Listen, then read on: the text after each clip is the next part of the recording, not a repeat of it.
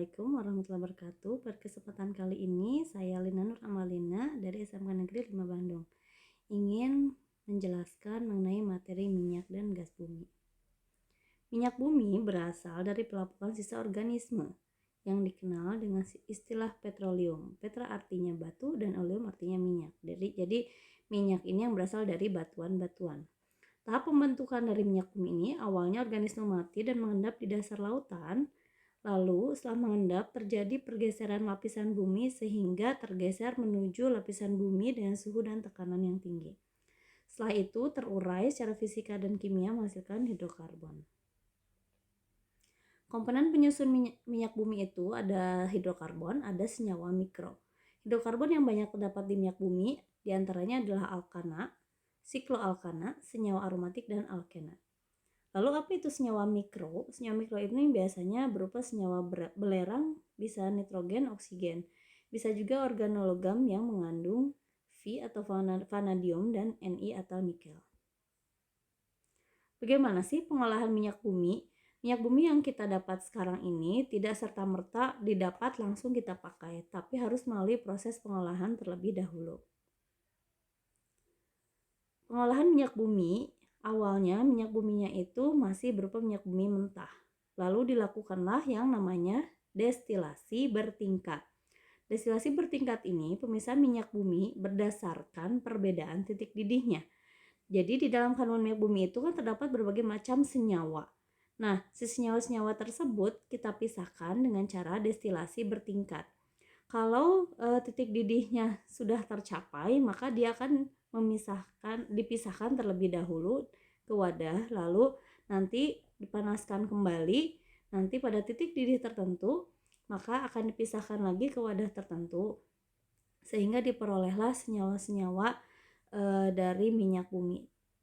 Nah, setelah destilasi bertingkat ini nanti akan diolah menjadi beberapa senyawa. Nah, yang tadi disebutkan itu ada proses primer, lalu setelah itu juga bisa mengalami proses sekunder, diantaranya yaitu perengkahan atau cracking. Perengkahan ini memecah hidrokarbon yang molekulnya berukuran besar menjadi molekul ukuran kecil. Jadi kalau rantai karbonnya sangat panjang, kita pisahkan dengan cara perengkahan.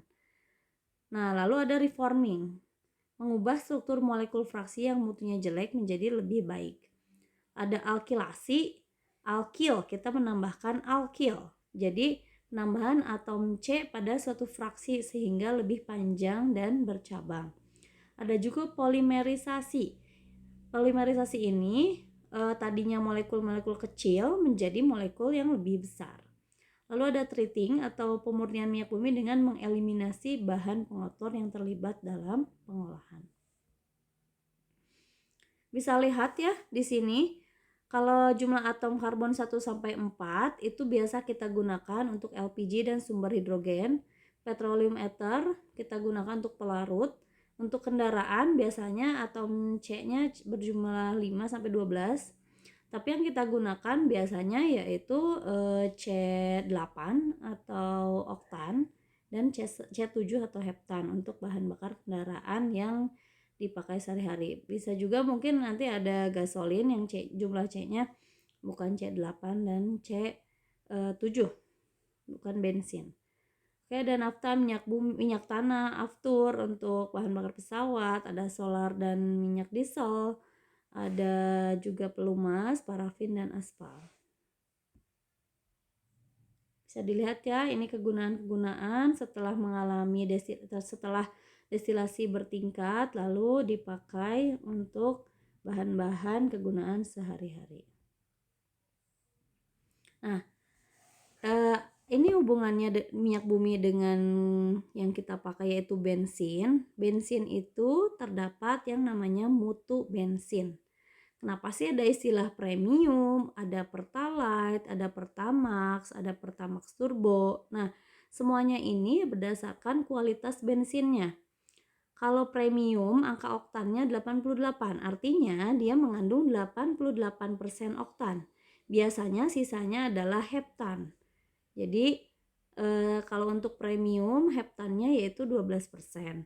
Kalau pertalite oktannya bilangan oktannya 90, artinya 90% isooktana, N-heptannya 10%. Lalu untuk Pertamax itu 92% isooktana, 8%-nya N-heptana. Lalu untuk Pertamax Turbo ada yang 98, mungkin juga sekarang ada yang 95 ya. Itu tergantung persentase isooktan dan N-heptan. Jadi semakin tinggi nilai oktan atau bilangan oktan, maka mutu bensinnya makin baik.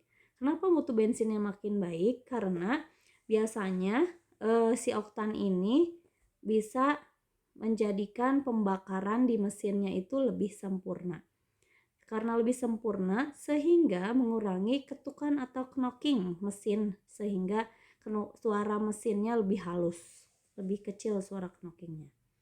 Bisa lihat di sini ya, N-heptan berarti C-nya berjumlah 7. Kalau misalkan N-heptannya 100%, nah berarti oktannya 0. Kalau isooktana C-nya berjumlah 8. Oke.